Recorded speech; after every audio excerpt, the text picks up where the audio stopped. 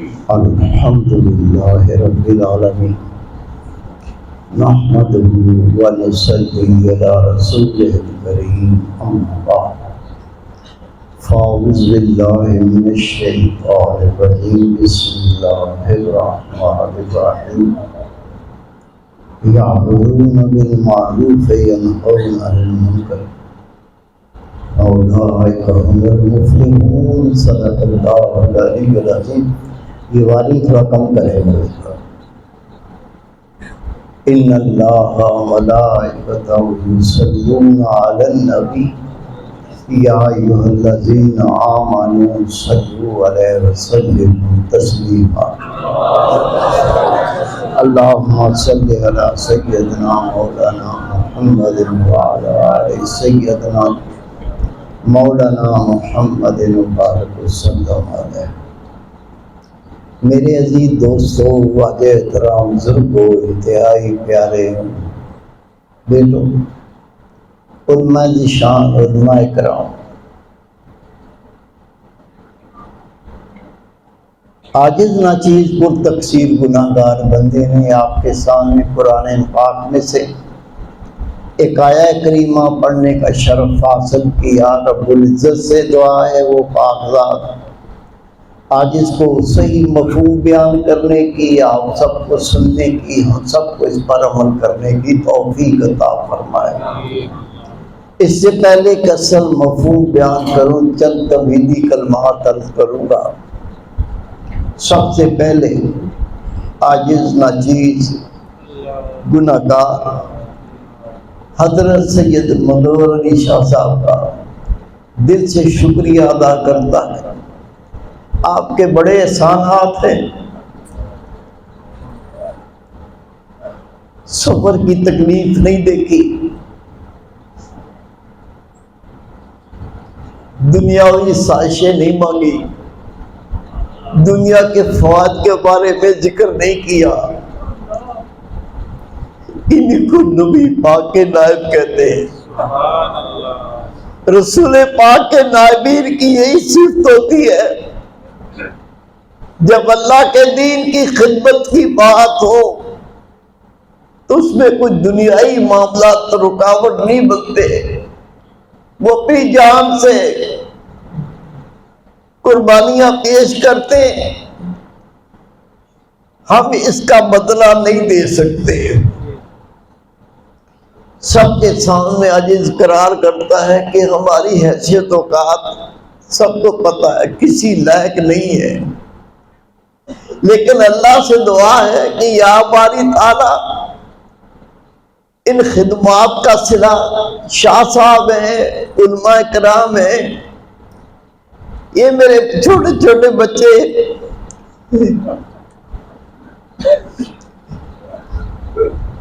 رضوان بیٹے 7ویں کلاس میں پڑھتے تھے جب آئے تھے. شہزاد بیٹے چھوٹی عمر تھی، زاہد بیٹے چھوٹی چھوٹی عمریں تھی. لوگ ہنستے تھے، کہتے ہیں یہ سائیں یہ بچوں کو بٹھا کے ان سے کیا کرانا چاہتے ہیں، کیا کرنا چاہتے ہیں. اللہ نے آج انہیں دین کے پلر، دین کے ستون بنا دیا. اور عاجز کی اس حدیث پاک پہ نظر تھی جب رسول پاک صلی اللہ علیہ وسلم نے اہل مکہ کے رؤسا کو بلایا، بڑے بڑے لوگوں کو، سرداروں کو بلایا، بکرا ذبح کیا، کھانا تیار کیا، اپنے دست مبارک سے ان کے ہاتھ دھلائے، ان کو بٹھایا، ان کو کھانا کھلایا. اور پھر کھڑے ہو کے رسول پاک نے فرمایا میں تمہیں دعوت دیتا ہوں اللہ کے سوا کوئی معبود نہیں اور میں اللہ کا رسول ہوں. جب یہ دعوت دی تو وہ کتے کی طرح بھونکنے لگے، جو منہ میں آیا وہ بکنے لگے. ہمارا وقت ضائع کر دیا ہے، ہمیں اسی کام کے لیے بلایا تھا. نبی پاک انہیں جنت کی راہ پہ چلانا چاہتے تھے. رسول پاک ان کی بخشش کا سما پیدا کرنا چاہتے تھے. رسول پاک ان کو رب کے قرب سے نوازنا چاہتے تھے. خدا کے محبوب انہیں اپنا قرب دے کے خدا کے ولی بنانا چاہتے تھے، لیکن وہ سارے گالیاں دے کے چلے گئے۔ خدا کے محبوب رو رہے ہیں۔ جب نبی پاک کی آنکھوں سے آنسو ٹپکے ہوں گے تو اللہ تعالیٰ پہ کیا بیتی ہوگی۔ وہ گالیاں دے کر چلے گئے۔ ایک بچہ جس کی عمر 8-9 سال تھی، آنکھوں کی بیماری میں ملوث تھے، گدھ لگی ہوئی تھی، کھڑے ہوئے تو ٹانگیں کانپ رہی تھی، اتنے کمزور تھے۔ وہ کھڑے ہو کے بچہ کہتا ہے یا رسول اللہ صلی اللہ علیہ وسلم، اگر ان لوگوں نے آپ کی دعوت کو قبول نہیں کیا تو یا رسول اللہ مجھے قبول کر لیں، میں کلمہ پڑھنے کے لیے تیار ہوں۔ خدا کے محبوب کے سامنے کھڑے ہو کر اشہد ان لا الہ الا اللہ و اشہد ان محمد عبدہ و رسولہ۔ وہ بچے تھے علی شیر خدا رضی اللہ تعالی عنہ۔ اللہ نے آج وہ جو رنگی کی گلیوں میں رلتے پھرتے تھے، قصبہ کی گلیوں میں رلتے پھرتے تھے، گھر سے نکلتے تھے، اللہ رب کریم نے اس کو رلنا، اس گھر سے نکلنا قبول کیا۔ اللہ نے ان بچوں کو نبی پاک کا نائب بنا دیا، رسول پاک کا نائب بنا دیا، جو ممبر پہ بیٹھ کے ممبر پہ کھڑے ہو کے لوگ قرآن پاک سنا رہے ہیں، رسول پاک کی حدیث پاک سنا رہے ہیں۔ اور میرے محبوب کی ان سب کے لیے دعا ہے، خوشخبری ہے ان کے لیے جو میری سنتوں سے محبت کرتے ہیں، میری سنتوں کو پھیلاتے ہیں۔ اللہ نے آپ کی جماعت کو اس کام کے لیے پسند فرمایا۔ پیری مریدی بہت ہے، بڑی خانقاہیں، نہ کسی کی برائی کرنا مقصد ہے، نہ کسی کو کم کرنا مقصد ہے، لیکن خدا کی قسم میرے پیر و مرشد نے فقراء کو جس کام پہ لگا دیا یہ ہر ایک کو نصیب نہیں ہوا۔ اللہ کا پاک کلام ہے، نیکی کا حکم دو، برائی سے روکو، اور رب کریم فرماتا ہے یہی وہ لوگ ہیں جو دنیا آخرت میں کامیاب ہوں گے۔ جب اللہ کہتا ہے کامیاب ہوں گے تو کوئی شک رہ گیا کہ ہمیں اللہ دنیا میں کوئی ناکامی دے گا یا آخرت میں ناکامی دے گا؟ خدا کی قسم 100% یقین کر، اگر ہم نے یہ کام کیا نیکی کا حکم اور برائی سے روکنا، تو رب کہتا ہے یہ فلاح پانے والے ہیں، یہ دنیا آخرت میں کامیاب ہونے والے ہیں۔ یہ ملکوں کے اندر دشمنیاں چلتی ہیں، جنگیں ہوتی ہیں، اور آپ کو پتہ ہے آپ کا ملک پاکستان دنیا کی جو سب سے کمینہ ملک ہے، سب سے ذلیل ملک ہے پوری دنیا میں، جو مشرکوں پر مشتمل ملک ہے، جو بت کی پوجا کرتے ہیں، وہ آپ کا پڑوسی جس کو ہندوستان کہتے ہیں۔ دنیا میں چائنا کے بعد سب سے بڑا ملک ہے انڈیا، اور آپ کا پڑوسی یہ انڈیا، مشرکوں کا، کافروں کا، بتوں کی پوجا کرنے والے کا، اس سے آپ کی دشمنی، اس سے آپ کا مقابلہ۔ پھر کیا کرتے ہیں؟ اپنے ملک کا ایک بہت بڑا بجٹ صرف فوج کو ٹریننگ کے لیے لگاتے ہیں،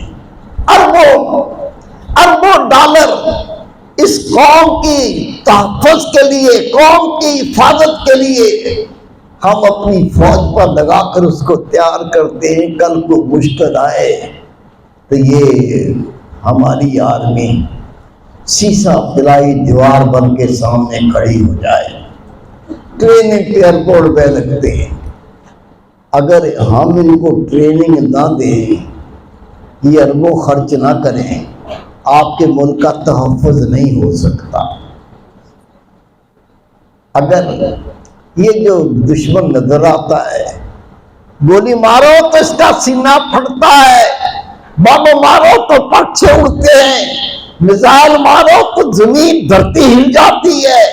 ایسا دشمن اس کے لیے اربوں روپے کا بجٹ ہے، لگاتے ہیں، خرچ کرتے ہیں، آدمی کو تیار کرتے ہیں کہ مشکل وقت میں یہ مقابلہ کر کے ملک کا تحفظ کر سکے۔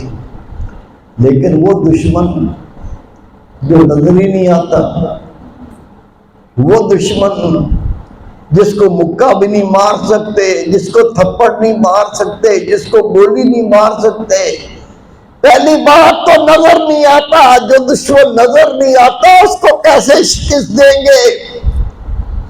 وہ دشمن جس کو مکہ نہ مارا جا سکے، تھپڑ نہ مارا جا سکے، ڈنڈا نہ مارا جا سکے، گولی نہ ماری جا سکے، اس کو کیسے شکست دیں گے؟ حضرت امام غزالی رحمۃ اللہ علیہ فرماتے ہیں کفار سے جنگ لڑنا، کفار سے جنگ لڑنا، اس کو نبی پاک نے جہاد اصغر کہا۔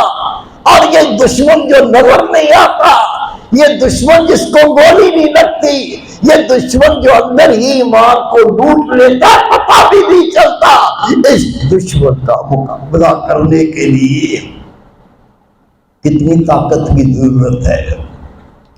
اس لیے حضرت عبداللہ ابن عباس رضی اللہ تعالیٰ عنہ فرماتے ہیں لوگوں، اس دشمن کو اگر شکست دینی ہے، اس دشمن کو مات دینی ہے، تو پھر تم ان کی پناہ میں آ جاؤ جن کو دیکھتے بھی ہیں اور اس کو اپنی قوت سے جو اللہ نے عطا کی اس سے اس کو مات بھی دیتے ہیں، اس کو شکست بھی دیتے ہیں۔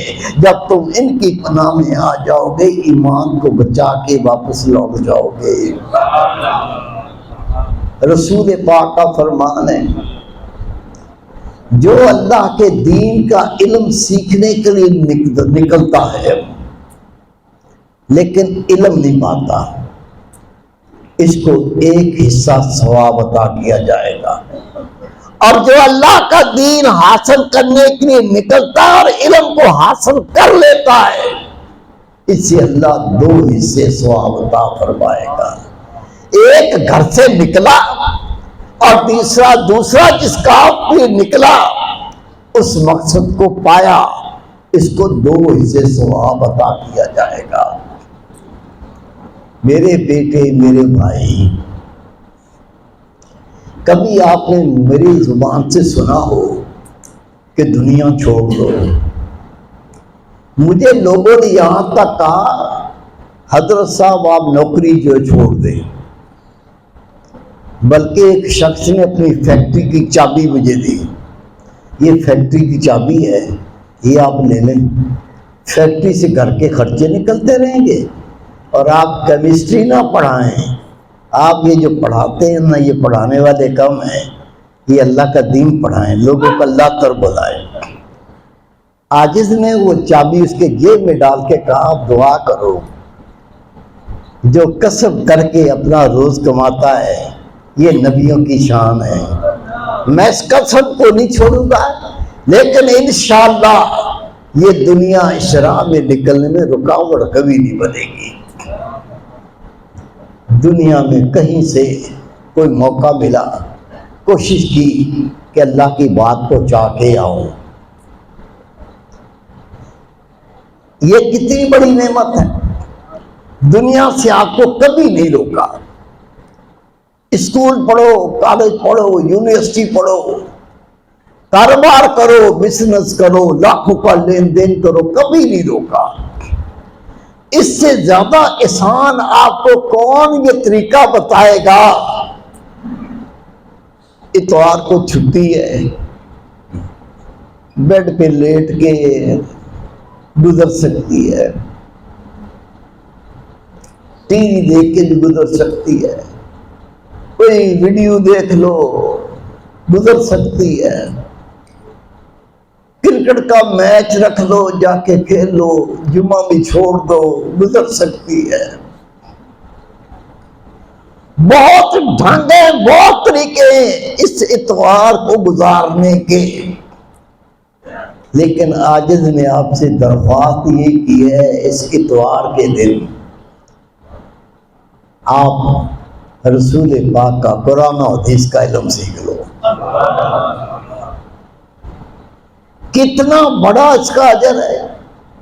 نبی پاک کا فرمان ہے جس نے قرآن پاک کی فقط ایک آیت سیکھی، ایک آیت، الف لام میم، الحمدللہ رب العالمین، کیا لگا؟ نبی پاک کا فرمان ہے جس نے قرآن پاک کی ایک آیت سیکھی، 700 رکعت نماز پڑھنے سے اس کی فضیلت زیادہ ہے۔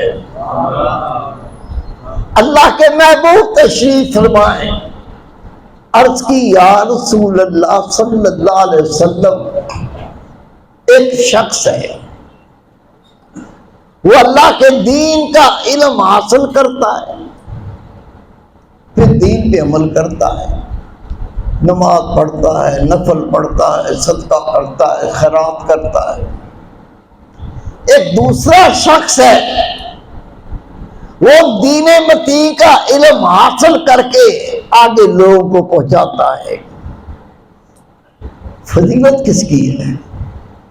نبی پاک نے فرمایا یہ جو اللہ کے دین کا حصہ علم حاصل کر کے آگے پہنچاتا ہے، اس کا رتبہ اتنا بڑا ہے جس طرح میری امت میں سب سے ادنا شخص میں تیرے نبی کا رتبہ ہے، مجھ محمد کا رتبہ ہے۔ رسول پاک کا فرمان ہے اپنی اولاد اس کے 3 حق ہیں، اور یہ کئی بار میں نے عرض کی ہے، حقوق جو مخلوق کے حقوق ہیں یہ اللہ معاف نہیں کرے گا، یہ ادا کیے بغیر نجات نہیں ہے۔ اولاد کے نبی پاک نے 3 حق رکھے ہیں، ادا نہیں کرے گردن پکڑ کے نا اللہ ہلا کے رکھ دے گا۔ پہلا حق، نبی پاک فرماتے اپنی اولاد کو ادب سکھاؤ۔ علی شیر خدا سے پوچھا اس کا مطلب کیا ہے؟ کہ رسول پاک نے فرمایا اپنی اولاد کو ادب سکھاؤ۔ آپ فرماتے اس کا مطلب یہ ہے اپنی اولاد کو فرضی علم سکھاؤ اور پھر اس کو اللہ کے دین پر چلاؤ۔ یہ ہر ماں باپ پر فرض ہے۔ اگر دین نہ سکھایا اور عمل نہ کرایا نجات نہیں ہے، مارے گئے۔ دوسرا نبی پاک فرماتے ہیں اپنی اولاد کو رسول پاک سے محبت سکھاؤ۔ تیسرا رسول پاک صلی اللہ علیہ وسلم کا فرمان ہے اسے دین کا علم پہنچاؤ۔ ابھی تو ہم خود ہی محروم ہیں۔ کتنی بار میں نے کہا کہ میں پوچھوں آپ سے کہ نماز کے فرض کھڑے ہو کے بتاؤ،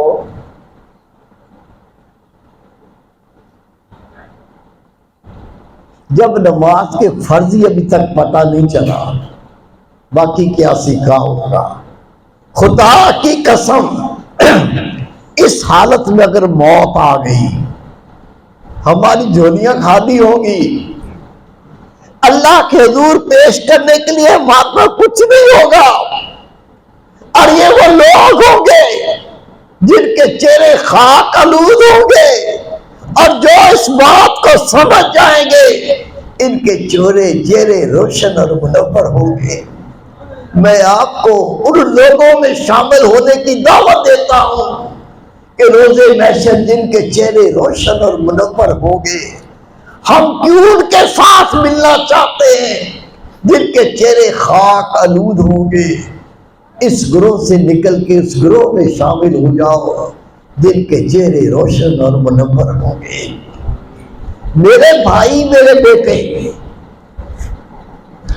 ہر ماں باپ کا فرض ہے کہ اپنے بچوں کو یہ اللہ کا دین پہلے سیکھنا بھی ہے اور ان کو پہنچانا اور سکھانا بھی ہے. اس حق کو ادا کر کے سب بنی ذمہ ہو جاؤ. دوسرا، یہ دولت کتنی بڑی ہے. نبی پاک صلی اللہ علیہ وسلم کا دور مبارک کیا دور تھا، کتنی تکالیف تھی. سیدنا ابو ہریرہ اس طرح فرماتے ہیں کھانے کو کچھ نہیں ہوتا تھا، پہننے کو کچھ نہیں ہوتا تھا، رہنے کو مکان نہیں ہوتا تھا. خدا کے محبوب کا بنگلہ ایک کمرے پر مشتمل اور کمرے کے سامنے ایک چارپائی کی جگہ اور آگے کھڑکی جو مسجد نبوی میں کھلتی تھی. باقی صحابہ کرام کا کیا حال ہوگا. سیدنا ابو ہریرہ اس طرح فرماتے ہیں میرے سطر کے ڈھانپنے کا کپڑا جس سے میں سطر ڈھانپتا تھا وہ اتنا چھوٹا تھا. جب میں بعد کے نماز پڑھتا اور سجدہ کرتا میں اپنا ایک ہاتھ پیچھے رکھتا تھا تاکہ پیچھے سے سطر نہ کھل جائے، میں ننگا نہ ہو جاؤں. یہ پہنے کا کپڑا. نبی پاک کے ساتھی فرماتے ہیں دین اسلام کو پھیلانے کے لیے، کلمہ حق پہنچانے کے لیے ہم ایک جنگ میں شریک تھے. راشن ختم ہو گیا. سپہ سالار نے پورے دن میں ایک کھجور کھانے کو ملتی تھی. ہم ایک کھجور کھا کے اللہ کے نام پر جہاد کرتے تھے. سننے والا کہتا ایک کھجور کھا کے دن کو کیسے گزارا ہوتا تھا. کہا یہ اچھا وقت تھا، ہم پہ وہ وقت بھی آیا. ایک ہی کھجور صرف چوسنے کے لیے دی جاتی تھی، چوس کے دوسرے کو دے دیتے تھے، وہ چوس کے تیسرے کو دے دیتا تھا. اللہ کی قسم پھر وہ کھجور بھی ختم ہو گئی. ہم گٹھلیاں چوس کے اللہ کی راہ پہ لڑتے تھے. یہی سیدنا ابو ہریرہ رضی اللہ تعالیٰ عنہ. اتنا غربت، اتنی مسکینی، نہ کھانے کو نہ پہننے کو کپڑا نہ رہنے کی جگہ. مدینہ منورہ کے بازار میں گئے، اعلان کیا لوگوں سنو. لوگ متوجہ ہو گئے. آپ نے فرمایا مسجد نبوی میں رسول پاک کی میراث تقسیم ہو رہی ہے، جا کے تم بھی اپنا حصہ لے لو.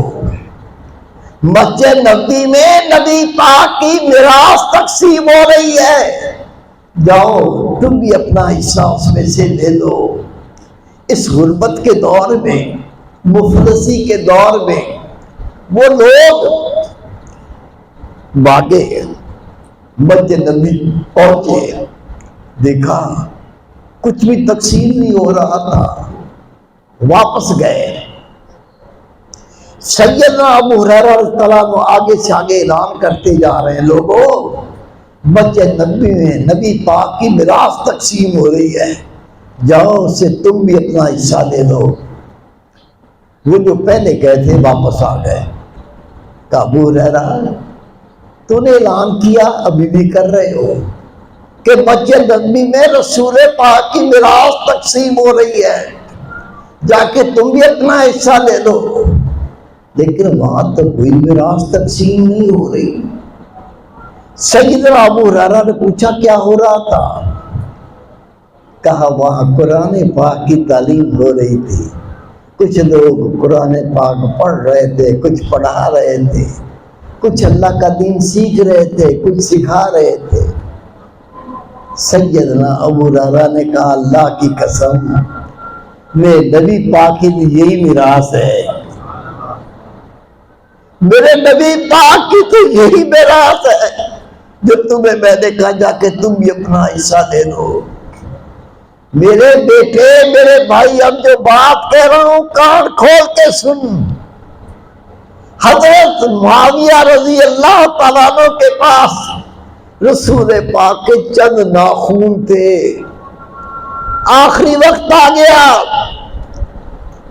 اللہ کا بلاوا پہنچنے والا ہے، روح قبض ہونے والی ہے۔ کہا لوگوں، میر معاویہ کے پاس کوئی عمل نہیں جو میں اللہ کو پیش کر سکوں، جب میں مر جاؤں مجھے دفن کرو، قبر میں اتار کے۔ یہ میرے پاس رسول پاک کے ناخون ہیں، سونے کے ڈبیا میں بند کر کے رکھے ہوئے تھے، جب مجھے لہد میں اتار دو یہ ناخون میرے ہونٹوں پہ رکھ دینا۔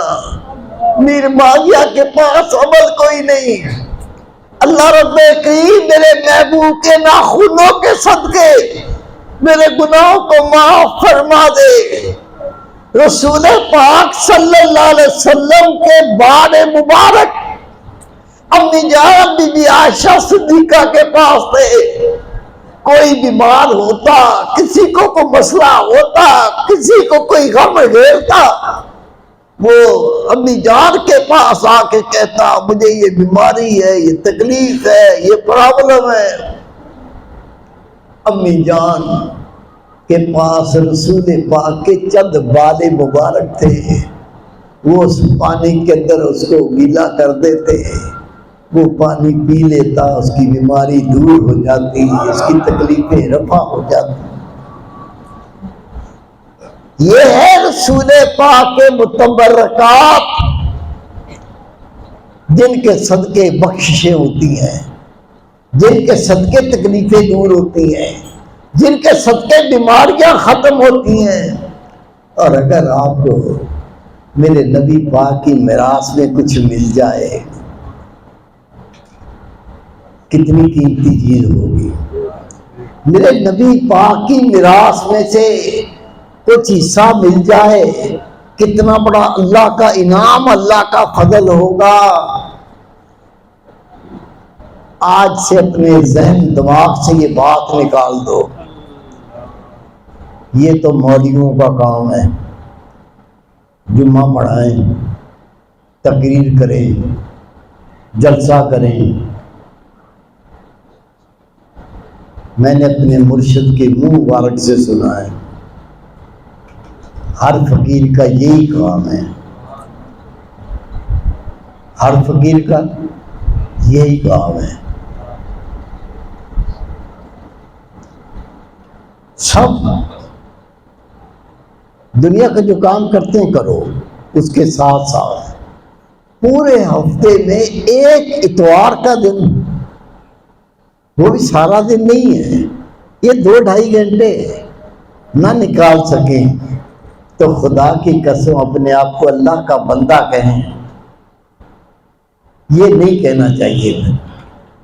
اللہ کے بندے ہیں تو اس بات کو سمجھو، تخلیق کا مقصد تو اللہ کی محبت و معرفت ہے، اور اللہ کی محبت و معرفت علم کے بغیر ناممکن ہے۔ علم نہیں ہے تو اللہ کے کام پہ عمل نہیں ہو سکے گا، عمل نہیں کریں گے خدا کی محبت پانے کا تصور بھی نہیں ہے۔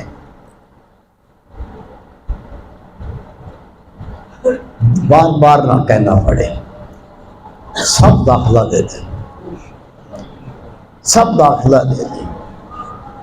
خدا کی قسم، میرے مرشد سنا سینت اللہ کا دور تھا، ہم انتظار کرتے تھے چھٹی کس دن ہوگی، ہم کہتے تھے عید کی 3 چھٹیاں ضائع نہ ہو جائیں، آج شبرات کی چھٹی ہے ضائع نہ ہو جائے، آج لیلۃ القدر ہے یہ ضائع نہ ہو جائے۔ کیا کرتے تھے؟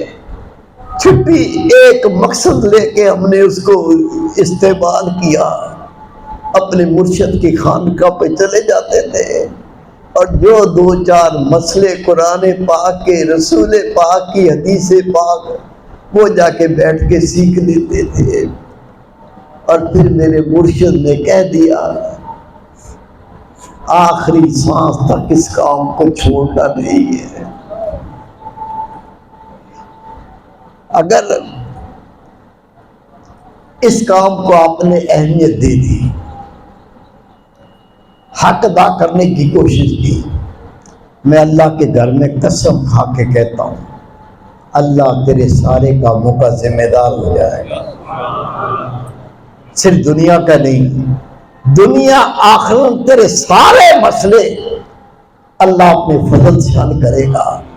مہربانی کر کے جب یہ اللہ کا دین سیکھو گے، علم پڑھو گے، تو ابھی سے اسی وقت دل میں یہ پختہ ارادہ کر لو میں اس لیے سیکھ رہا ہوں مجھے آگے سکھانا ہے. رجسٹر بنا لو، کاپی بنا لو. بندہ بھول جاتا ہے، جو مسئلہ سیکھا اس کو تحریر کر لیا، اور جب کہیں ہے بتانے کے لیے تو پہلے پڑھ کے چلے گئے تاکہ اس میں غلطی نہ کرو. اس بات کو دل میں اہمیت دے دو.